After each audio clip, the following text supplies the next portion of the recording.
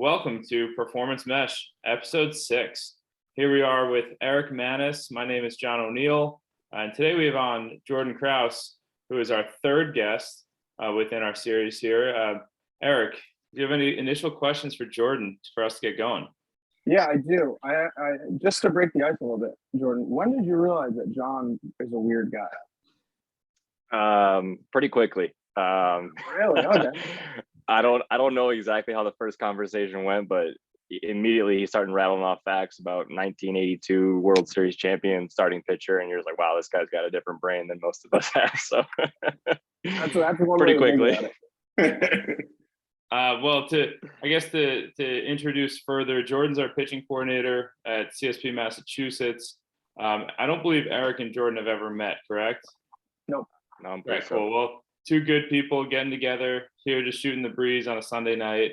Looking forward to talking some training, sports, life, wherever this takes us, it'll take us. But I talk to Jordan all the time, so I'm actually going to defer to Eric with the initial questions. We are both on the S&C side. Jordan's on the pitching side. Jordan has an S&C background, which we'll probably talk about a little bit. But Eric, what do you got for Jordan today?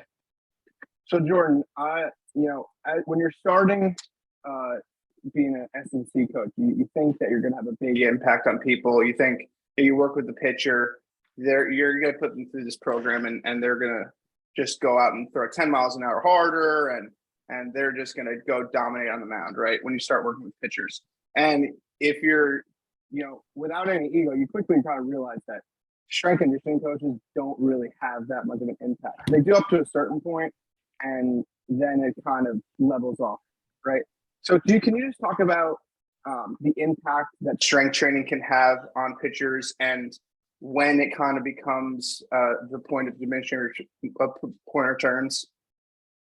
Yeah, like you said, pitching is so skill specific that you have this notion that like, oh, I'm gonna get this guy stronger, he's gonna throw 10 miles an hour harder, like you said. But a lot of times that doesn't happen, and you're sitting there wondering why. And I think in the long-term development, like take a 14-year-old kid and you put him on a good strength program, like you can change his life and you can change the way he pitches long-term. But you take somebody that's older and more developed and you try to figure out how to make them throw harder. Sometimes getting stronger makes them worse. Sometimes getting them stronger, they start getting more compressed, they limit their movement options, and they actually take a step backwards. So it's just kind of understanding what you're good at, what you struggle with, and how you can get better at what you struggle with without taking away from what you're already good at. So if somebody's really, really strong, obviously they probably need to work on moving faster or opening up movement options or working on the skill of pitching. Sometimes it comes down just to the actual pattern, the sequence, and sometimes you can't just solve that by getting somebody stronger or giving them more mobility. Sometimes it literally is just, hey, you're not very good at pitching, let's get better at pitching. Yeah, I'm totally with you. We at Annex, we kind of over the years tried to develop relationships with different pitching coaches and had guys come in, and sometimes we didn't even know who we were talking to, right? But at CSP, you're talking to John and the strength coaches every single day. Can you just talk about the kind of the Disneyland that CSP is and the dream world that you both are living in? No, it's awesome. Yeah. Like the dynamic that we have is great. I don't know how other gyms do it. I've only been at one other gym, but like we get to communicate on a daily basis. Our throwing cage is right there next to the gym. So I can always talk to these guys that are programming for the pitchers and understand what they're working on in the gym. We can communicate on what they're working on the mound and what they struggle with, and kind of piece that puzzle together. And it's just the communication and like the camaraderie and the dynamic of being able to communicate and be on the same page with the programming at all times and make adjustments on the fly. Like I'll change stuff on the fly based on, how guys are feeling, how they're presenting, what they're doing in the gym. It's a lot easier to make those adjustments and give guys what they need when you're able to have those conversations all the time, every day, all day, and just being able to pick their brains and talk to them, all day long. It's awesome. Now, yeah, Eric, you referred to it as Disneyland. As someone who's not very well versed in theme parks, is Disneyland better than Disney World, or is it the other way around? Well, Disneyland is in California. Yes, and Disney World is in Orlando, where you have to you might have to deal with the wildlife in Orlando a little bit more. And it rains every single day in Orlando. Like literally, and they have 360 days of rain a year for like 15 minutes. So that's what something when you're going to a theme park, you have to think about that kind of stuff. So if we're actually trying to compare, and climate is a big factor in the comparison, you're picking Disneyland. Yeah, because if you're not, if you want to get your day ruined by your like Florida rain, I don't think so. Do you like roller coasters? No, I'm lukewarm on it. If a roller coaster's in front of me, I think it is pretty insane that people go on roller coasters, wait on the line for like 2 hours. What about you, Jordan? I don't like them. I've been on a handful. Like I grew up in Ohio, where Cedar Point is, where they have some of the biggest roller coasters in the world. Like I've been on a handful of them, but the ones that are like the 400-foot, the 300-foot, I stay away from those. And like you said, the lines are ridiculous sometimes. Yeah, you got to be a real sicko to be an adult and yeah, not for me. Lines, yeah?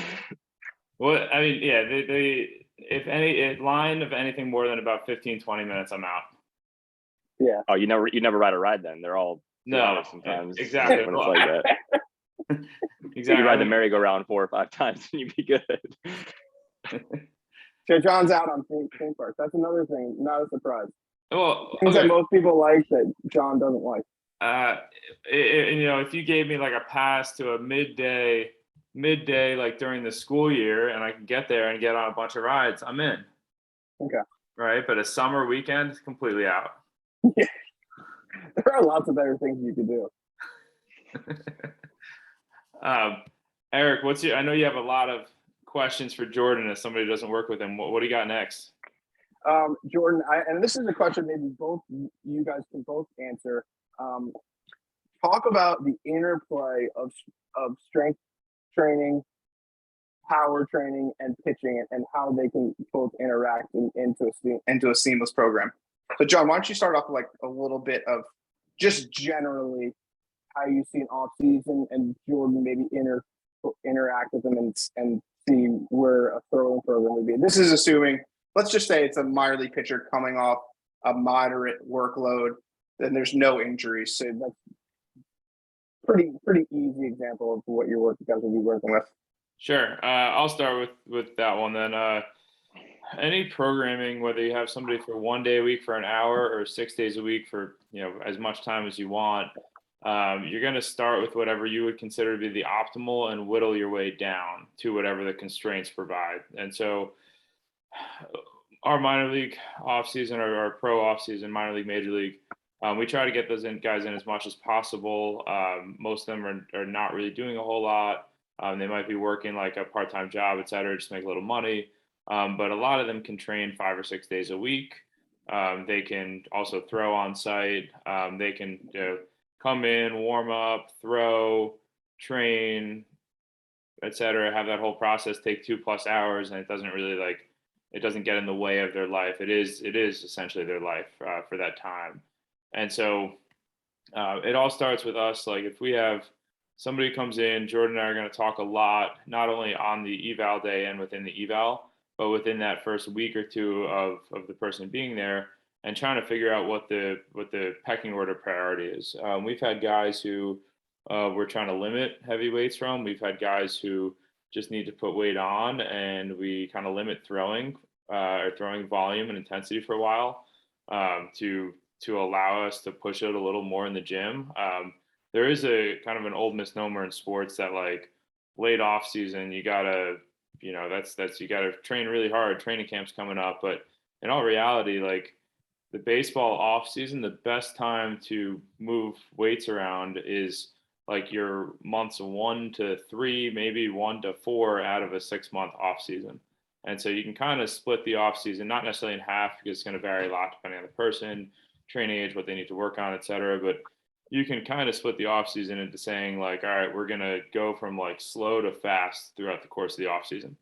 Right. And so it's split into things that are slower and heavier, things that are lighter and faster as the primary training objective. It doesn't mean we do 100% of one or 100% of the other. It just means as the primary training objective. Things that are light and fast, like late in the offseason, that's obviously throwing is one of those. So like I said, it doesn't mean they don't throw for the first half of the offseason or the first 3 months, whatever it is. It just means that the throwing volume and intensity is a lot lower. And then it ramps up throughout the course of the offseason, which I'll let Jordan talk a lot more about. And I'm kind of curious as to how Jordan's thought process on that has evolved over the last few years, because I know every year we tinker with something. And I've been asked the question, like, how much is your programming different? I don't know how much the programming is like that much different. I would say our choices for who gets what and what amounts gets better a lot every year. And so, like, yeah, we're not inventing new exercises at all times where it come in and, like, from a bird's eye view, it looks completely different. But our, like, prescription and choices, the selections that we're making, continue to improve or continue to change. We don't actually know if they're improving. We think they're improving. We don't know if they're improving until after, when we take a look back to see if something worked or not. But those continue to change at a relatively rapid rate, I would say, in terms of who gets what. But kind of backtrack, you were talking about, like, strength, power, throwing, how those all fit in. Strength work starts on the higher end, decreases throughout the course of the offseason. Power work increases, throwing increases. Power work to me stays one step ahead of throwing. And so your most intensive med ball phases, if you want to call them that, phases where you throw the most meta, where you have the most volume and the highest intensity med ball work, should be one step ahead of, like, when your bullpens really start to ramp up, in my opinion. And this is all, we used the term we used earlier. It's all like Disneyland ideology, like, oh, we have 6 months, 6 days a week, let's do whatever we want. But it doesn't always necessarily work out perfectly that way. Jordan, what's, like, the kind of the big thing for you? Like, obviously we talk all the time, we coordinate a lot of different guys, but let's say I left and Eric took my job. What would you want him to know about where strength training fits into your like off-season throwing plan? Yeah, I just think, like you kind of mentioned, like, just understanding where guys are at and what they actually need to take that next step forward in their career. Like, we have a handful of guys that strength is not a limiting factor for them at all, and a handful of guys that probably do need to get a little stronger, do need to be a little more elastic or powerful or whatever you want to say. Like, there are certain things that guys need, and I think that's what we do fairly well, is just understanding where they're at and how to take them to that next step in terms of, like, what they're missing. So that's what I would say, is just getting on the same page with the strength coach and understand, like, hey, this guy's probably strong enough. Let's not load him up too much. Let's not limit his movement options too much. Let's keep him where he's at. Let's keep him healthy with some movement and variability, keep him on the field, and also understand that he has to improve at his skill if he wants to become a big leaguer. And it's not so much, just adding 20 pounds or 100 pounds to the squat or whatever it is that you're working on in the gym, and just remembering that the skill of throwing a baseball is incredibly skill specific. And at that level, most of those guys are probably already strong enough. And it's just about keeping them on the field, keeping them healthy, and using the weight room as a tool to improve what they need to improve on the mound. So if they're working on some lower half patterning, understanding how that fits in and understanding how you can dose that and give them a little bit of that and give them different feels and strength in certain positions. And the same thing with some upper half stuff, like just making sure that the strength program is, it's elevating what they do on the mound and not taking away from the movement qualities that they need, and just making sure it's all working on the same level and working towards the same thing.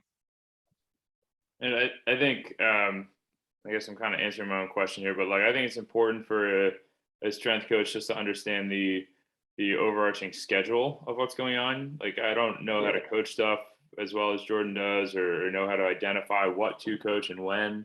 But I can always follow the schedule and like, we use the term the high-low model a lot, some version of that. So have what's high intensity, what's low intensity, what's everything in between. Where does that fit into the schedule? How do we line that up with throwing? I think all that stuff's super, super important to just be able to follow along with what they're trying to do.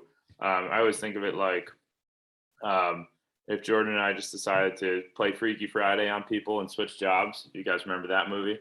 But if we just decided to switch jobs, like, I could probably do his job 75% as good as he could, and he could probably do mine 75% as good as I could, right? Because we understand the overarching principles of what's going on, but, like, the actual, like, what separates that in terms of, like, actually being able to coach those guys in the moment would be really, really challenging, right? But I can understand the general philosophies of everything he's doing. And I think the flip side on the training side as well. Yeah, I think I take that for granted too. Is like I know that our training splits are like consolidated in terms of stress. Like I know we're on the same page with those things because we've already talked about it.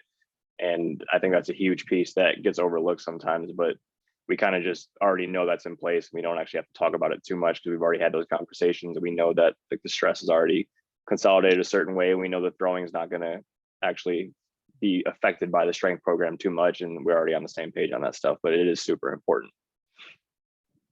So Jordan, I might ask you an impossible question here, and if you solve it, you could probably make everybody lots of money. But how can a strength coach who doesn't have access to a good pitching coach help a pitcher? So I'm thinking like low hanging fruit in mechanics, figuring out what they need to work on, and like anything they can do on the performance end that will help a pitcher get to the next level.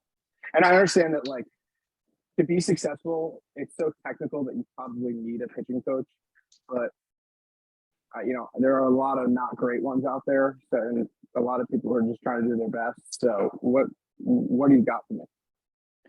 Yeah, I guess I would say like just understanding, like Bosch calls them movement attractors, like understanding what like quality movement is, especially with like those main big blocks. So understanding what a good hip load looks like, understanding what a good front hip block or pullback looks like, just understanding what good quality movement looks like, and knowing that you can dose that in the weight room with certain positions, certain med ball throws, certain med ball variations. Like you can train patterns without actually getting too technical on the pitching side. Like you need a lot of context and a lot of reps to understand the pitching side fully. Like obviously I do this full time for a handful of years and I still don't know what I'm doing. Like nobody, like we're all trying to figure it out. You know what I mean? Like there's just so much complexity to it and we're all trying to learn and do the best we can, but just getting context and watching pitchers, I would say is another good step. But just layering on good movement, I think if you know what good movement looks like, you can do your job pretty well as a strength coach, and making sure that guys are in good positions and performing good patterns in the weight room.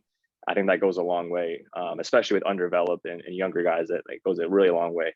The older guys is probably a little more technical, and you need some more reps and context. And that's where I would say just watching pitchers, understanding their deliveries, and just kind of watching how guys do things, watching what's similar, watching what's different. Watch simple deliveries, watch unique deliveries. Like why does that guy good? Why is he not good? Like just kind of developing your own context and just getting as many reps as watching those kind of things, I think goes a long way, because you just need to see it to start to understand it. And the more you do it, the more you see similarities, the more you see differences. But just going back to those initial movement patterns, I think the strength coaches can affect that pretty well if you understand what good positions look like and make sure guys that do that well. I think that's what our strength coaches do really, really well is they don't do anything like super crazy or fancy. They just make sure guys are always in good positions and are performing reps cleanly, and those positions carry over to the mound. So if you're developing strength and coordination and poor patterns, it's going to show up. But I don't have to worry about that at our place because our guys are always in good positions. And those guys that have those good positions solidified, they're getting dosed with different movement options and movement variability. And that goes a long way too, is just having the context of movement for these guys. Like the guys that I coach that can't make adjustments, they're just not very athletic, and they just don't have the exposure to different patterns, different movements. And just making sure that as a strength coach, you're giving guys options to get in and out of different positions, that it does go a long way. So there is a lot of low hanging fruit for S&C coaches to impact guys on the mound in that aspect. Okay. So you just brought up another good questions for me. How much of a disaster is it when you see like a really young kid who says they only pitch? I'm hearing a lot of that now, and you see these one sport athletes who are just, I'm a pitcher, and they're like 11 or 12 years old. Like, what are you thinking when you get that kid? It's a nightmare. It's like they're coming to me and they want to throw bullpens and they want to do this, and I'm just like, I'd rather spend 20 minutes of our 30 minutes together showing you what a lunge is, showing you how to find your hip, showing you how to stand on one leg, or like you can actually learn. Yeah, like go outside and shoot around and just like cut and play soccer for a little bit. You'll come back a better pitcher. Yeah, a lot of these kids are just they see like the glory of being a stud pitcher, and they want to just like simplify things and be a pitcher only early. And it's just like, oh man, like you're gonna be in for a long road of adjustments if you don't understand what different patterns are. And just like I said before, just getting context for movement goes a long way. Like it's like an epidemic. Like we have more and more guys that are just pitcher onlys at early ages. And these guys do not make adjustments. Like it takes me 2 or 3 months to get guys to feel something sometimes, compared to like some guys will get it in a week or two, just because they're exposed to more movements and they have that context. And it goes a long way. Yeah, and I don't want to like ever shit on somebody's dreams, right? But like if you're like 12 years old, right? Usually like the best players when they're like in high school and college were like the shortstop who also pitched, or the center fielder who also pitched, because that kid's he's kind of in trouble, right? That's the PO, the 11-year-old PO is kind of in trouble. Yeah, like the guy that gets hit in right field sometimes is probably not going to be the stud in a couple of years. Like, it's pretty evident sometimes at an early age, but at that age too, sometimes you just mature faster. So sometimes you do come along later. But if you get pigeonholed into playing one position or just being a PO at 11 years old, like John does a great job. Like he's coaching like it's 12U team now, I think. But like if you're not that good at 12 years old, like don't just don't play one position. Get exposure to other positions, because you might mature, you might age up and actually be better at certain positions and improve. Like it's too early on in development just to be a PO and just be one position guy. Like you need that context, you need that variability. So one of the key tenets of Performance Mesh, the enterprise, is that we want to bring a sports talk radio element to the pod. Okay, so we're at the 30-minute mark of the podcast, right around it. It might be around 27, 28 minutes. And I know Jordan is a big Cleveland sports fan from growing up in Ohio and living there until 2019 is 2020. Yeah.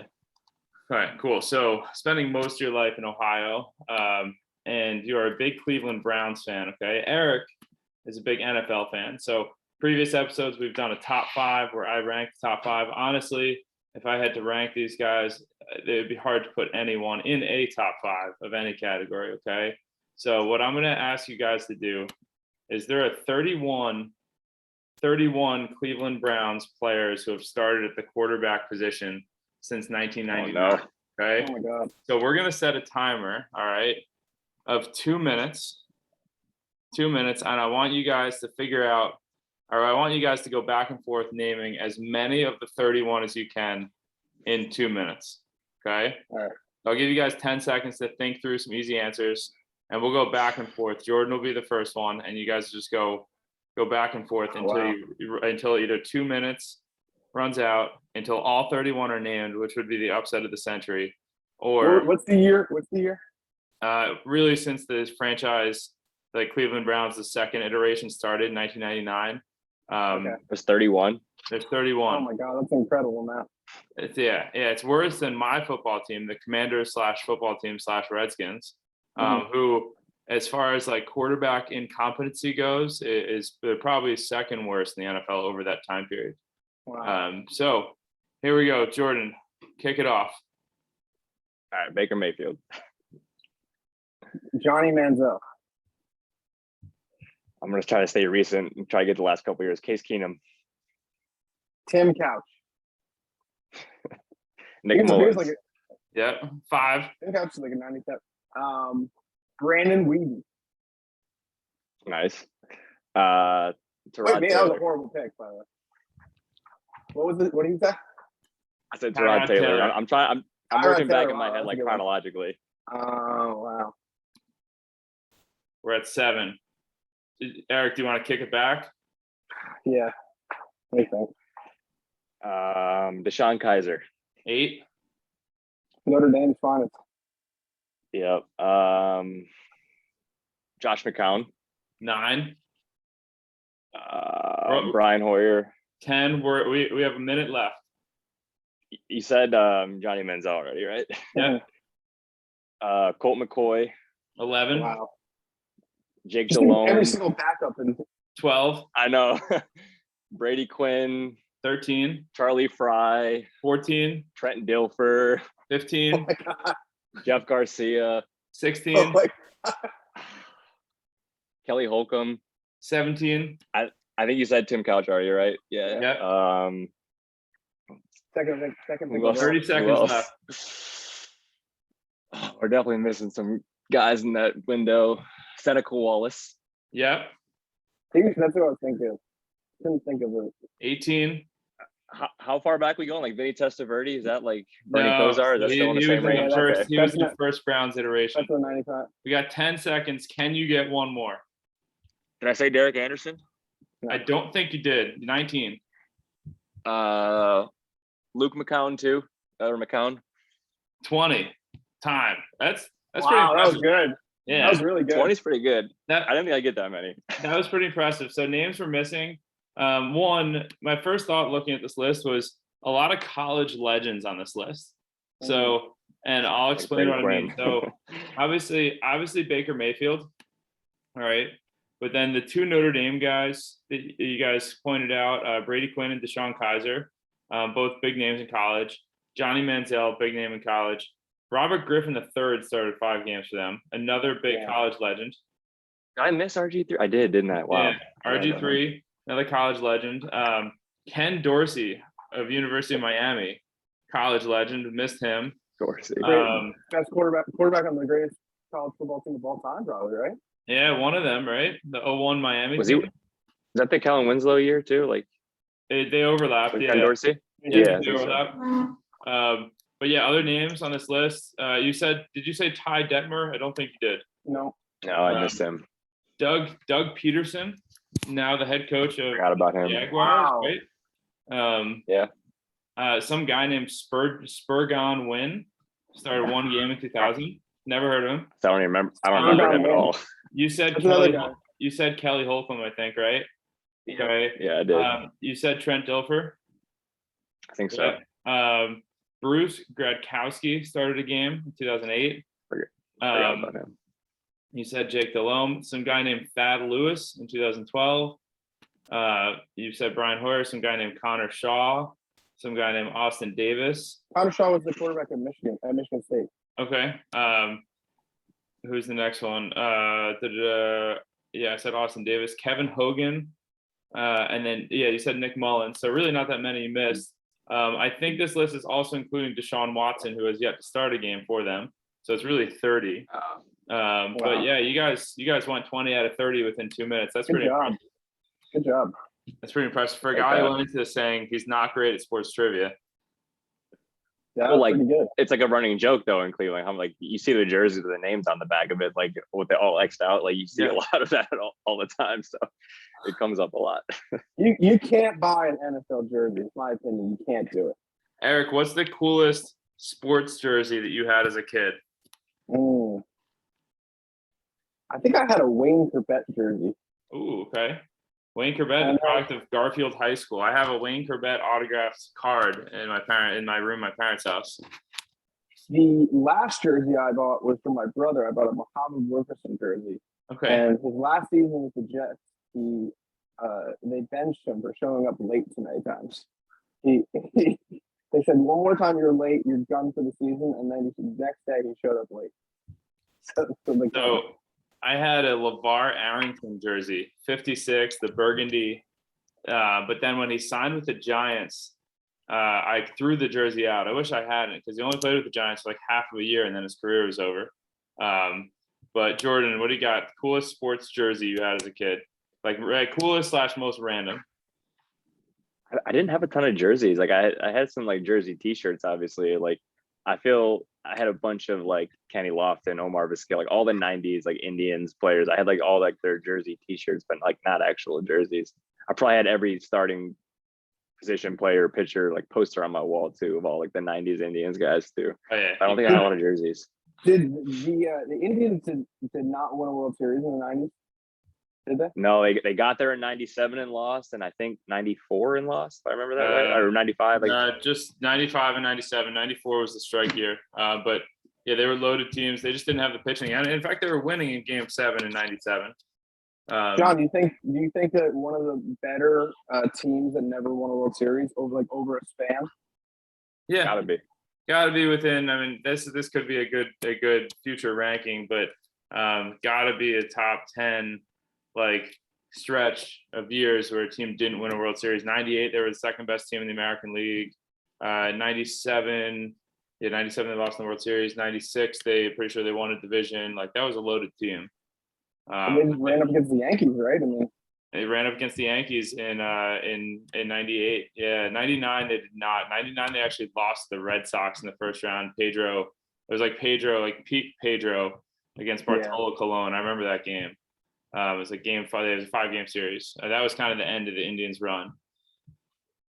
But yeah, great. That's also a great future topic. Speaking of, you mentioned sports trivia, Eric. I actually thought earlier when you asked Jordan when he found out that I was weird, I thought you were about to go into the story of when you found out I was weird.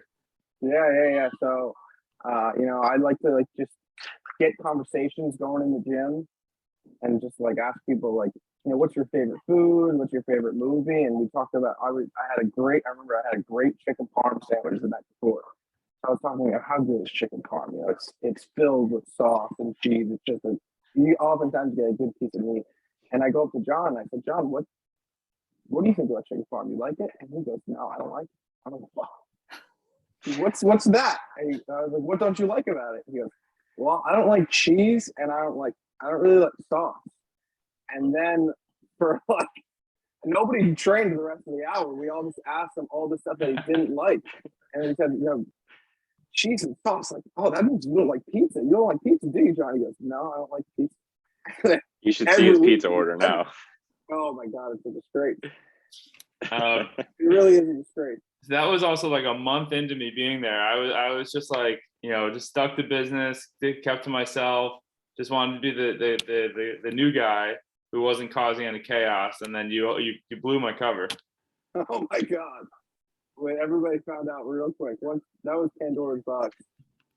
We're talking to the guy that's you're 31. You've never had a bowl of soup. Is that still accurate? Yeah, oh yeah, no soup. No We'll soup. get that story. We'll get that story from no first-hand account. No cereal, with milk, like the whole liquids with solids in them. Absolutely not. No. Soup is good, man. The texture, I'm out. You drink water though. Yeah, but you should either drink something or you should eat something. You shouldn't combine them. But there are soups that are just the broth too. Well, then why is it in a bowl? It should be in like a cup where you drink it. What if you drank the soup? If you put like a cup of broth and it was kind of tasty, I would drink it, but I wouldn't eat it. Okay. All right. You know the funny thing about John is, and I enjoy, is that he takes these things that he thinks, he doesn't think that they're like outlandish at all, and they're just so against the grain, right? Like he thinks he's correct, but and everybody else is crazy. Well, they're opinions. When you have them, you got to stick to them. But I think something like there are some things that I think that's weird. That's like a weird thing about me. You're all in on them. Jordan, some of the other questions I know Eric had originally, and mainly because we get asked this a lot, and I don't think we do a ton different, but I'm kind of curious as to where your head goes with this and why. Demands of being a starting pitcher, how you might go about progressing somebody differently in an off season, at what point of the off season that kind of shifts, starter, reliever, etc. And then at the younger age, like, is there ever a case for you biasing a kid one way or another based off his stuff, or telling him ahead of time, hey, you're going to play better as a reliever, better as a starter, etc.? The second part of the question, like I don't tend to pigeonhole younger pitchers, starter, reliever. I just feel like there's a lot that's going to change, and I'll let like the coach that they have later on decide that. You know what I mean? Like once you get to senior year of high school, freshman year of college, then you might be able to make that decision a little bit easier. But anything younger than that, I think there's a lot of development time still, and there's a lot of things that can change and shift. And I think it can go either way at that point. But just like the demands of a starting pitcher, I think the off season is relatively similar. There's just a certain point in the throwing progression where you obviously have to build volume and build a workload and build pitch capacity and work on up downs and actually simulating resting in between, 20, 25 pitches, take a break, 20, 25 pitches. But I don't think the demands change that much, minus building the workload. It's just understanding how to develop your own routine, I think comes to mind too, is just the starting pitcher routine is a little bit different, obviously, than a reliever. So just figuring out how you get your body and mind prepared in between outings and being able to set yourself up for success on that routine. I think there's a little bit of a trial and error to that. Like we have, routines kind of set in place, but everyone's going to be a little bit different. Like some guys like to throw the day after they pitch, some guys don't. Some guys want to throw the day before they get off the mound. Some guys want to take it really, really easy on that day. So there's a little variance in terms of like the high-low term, like the model that we kind of solidify for those guys, but there is a little bit of variance. So you got to play around with a little bit and figure out what works for you. But like with the demands of a starting pitcher, you got to be able to get by without feeling 100%. I feel like that's the best way I can describe it, is like you're not always going to feel good. When you have 20 starts a year or whatever it comes out to be, like there's going to be starts where you have your C stuff and you're feeling 75%, and you got to be able to go out there and get outs and get 6 innings for your team and figure out a way to do that. So just being able to prepare for those situations and understanding that you're not always going to feel good and be able to get through some of that and grind through it, I think goes a long way. But the actual demands, I think, are pretty similar. Just you got to build the pitch count and workload and solidify the routine.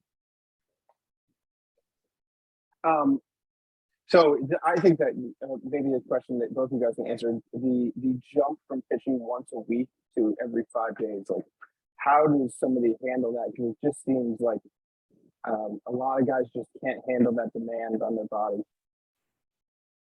Yeah, on the throwing side, it's like less is more a lot of times. I think guys tend to overdo their low days, especially on a 5-day routine. Like if you overdo like your day 2 or day 3 long toss, like you're gonna know it. On a 7-day routine, you can get away with a little bit more, and you can build in some more recovery days and some lighter days, and you can get by, I think, with a little bit less. On a 5-day routine, you got to have that stuff locked in, and you got to be able to understand how to get your work in without taxing your body.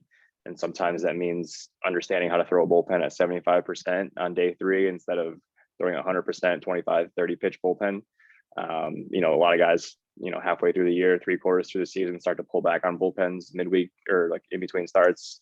Just understanding how to leverage that and understanding when to, push on the gas and when to back off, I think goes a long way on a 5-day routine. There's just not a lot of room for error compared to the 7-day routine. And I'll let John talk on the training side of it, but you obviously have more days in between to actually get some quality strength work in, versus on a 5-day routine, you're getting 1 or 2 lifts in and maybe a sprint day or a movement day, and then, 1 or 2 recovery days in there. But I'll let him go on that side. Yeah, I mean, a lot of times when it gets to that point, we're more advisors than we are the ones actually making the decisions. Like, if guys ask me like ideas, concepts, etc. But at this point in like where I am in my career, like my role, etc., it's not necessarily here's the program to go do it blindly. I actually think that's the wrong way to do it. From distance-based, like distance-based training is totally fine if somebody doesn't have access to resources. It's actually a good idea to give them some structure. I think it's a terrible idea if somebody has resources in front of them and is like has a training age and understands the way their body feels, just to be like, you have to blindly follow this no matter what.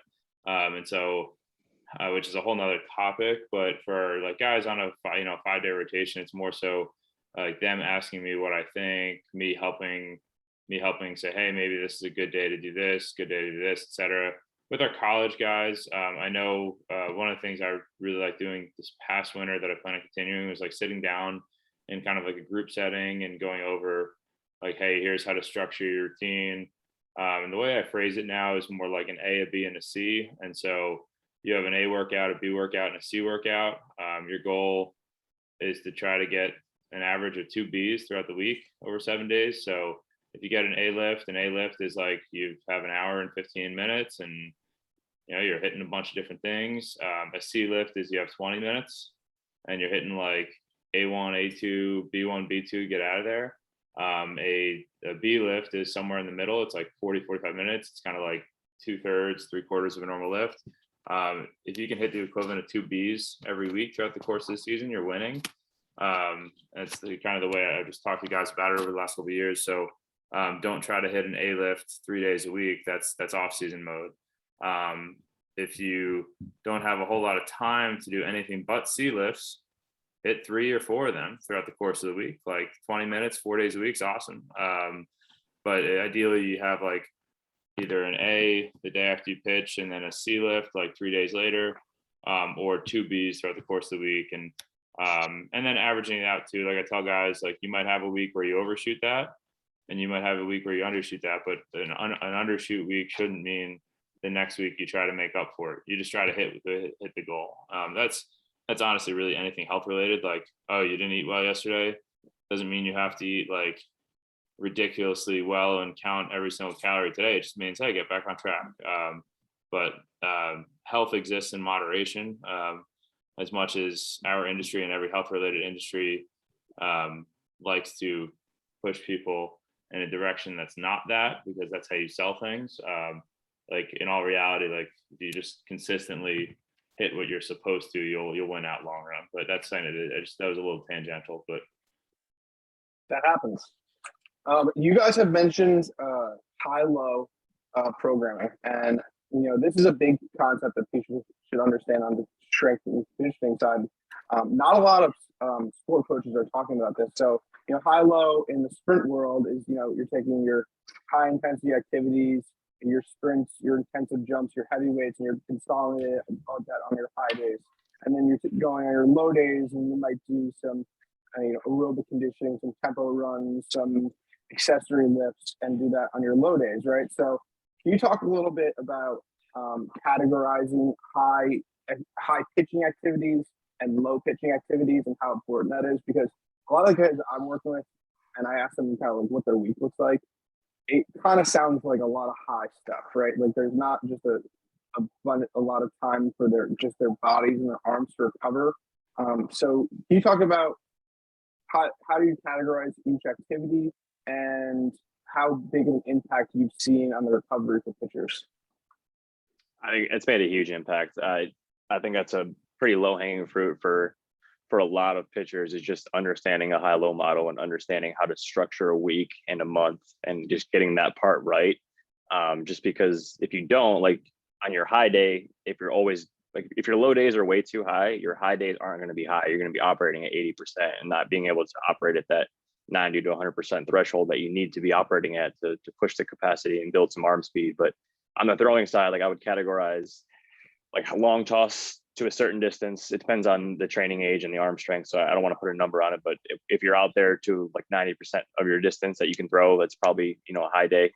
Anything with pull downs, anything off the mound, those are all kind of categorized on a high day. So for most of our guys, like with a high training age and a high, so think college or pro guys, like they're going to be 2 high days, potentially 3 high days in a week, maybe a medium instead of a third.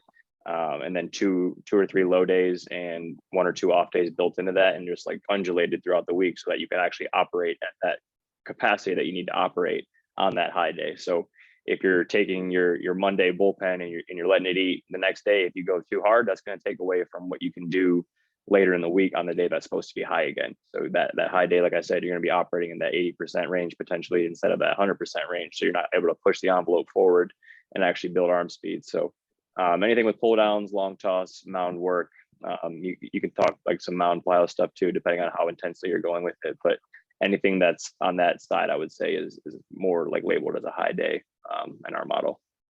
And what about low? Low would be like low level movement patterning with plyo balls, light catch play. Again, the distance depends on training age and how much effort it takes you to get the ball to 90, 120 feet or whatever it is. But 60 to 90 feet, maybe 120 feet can be considered low depending on who you are and how much effort you're putting into the ball to get it to 120 feet. But no long toss, no pull downs. Some guys will touch the slope for a couple pitches, super light effort. Like we have a pro pitcher that would touch the slope every single day for years, and it'd be a low day for him. But that's not necessarily advised. But that's most low days is just light catch play, toss some plyos, maybe toss the football, just nothing too intensive. Just giving the arm a break to recover to set yourself up for that next medium or high day. That's awesome. I think that point of like, since pitching is so technical, you really just your body and your nervous system just has to be at such a high level to be able to actually perform the activity, right? So I just think that's so important that you said that. Yeah, I think guys forget that like to pattern skill, like it is CNS intensive. So like you're fatigued from a heavy lift or from throwing day, like you're not going to be able to change those patterns as well as you want to. So that's an important thing for guys to remember for sure. What do you got, John? Yeah, I mean, we only have a few minutes left here. Jordan, I know you're a big podcast guy in general. You got you have your AirPods in right now, but if I see Jordan pre 10 a.m., like 98% chance he's got his AirPods in listening to something. So what I want to know is, what are the top 3 most likely podcasts that you listen to week to week? That's a good question. I've been cycling, so I kind of have it categorized the time of the year. So like I have like a health podcast, like a finance podcast, like a career related podcast, and then kind of fluctuate from there. So like the health podcast, like the model health show is one I go to all the time. Finance, I'm going to like Bigger Pockets. Career related, I'm just bouncing around from different S&C or pitching ones, just kind of random depending on the day. Obviously you and I went through a Huberman Lab phase, like just different styles of content. Like I like to not just listen to S&C or baseball ones all the time. I like to branch out a little bit and get a little bit exposure to other stuff too. And I don't know if I said fantasy football too. It's time of the year, so I'm definitely listening to a fantasy football podcast like once a day too, just kind of get locked in for my drafts. So Eric, I don't know if you know this, but I won the CSP Fantasy Football League last year without picking my draft strategy. I put no research into it. All I did was I pulled up the Commanders schedule, and the 14 teams that they played. I just made sure I didn't draft anyone that played against them all year. And so I just went in order on the pre-draft rankings. And if they were on one of those 14 teams, I skipped them over and I won the Fantasy Football League.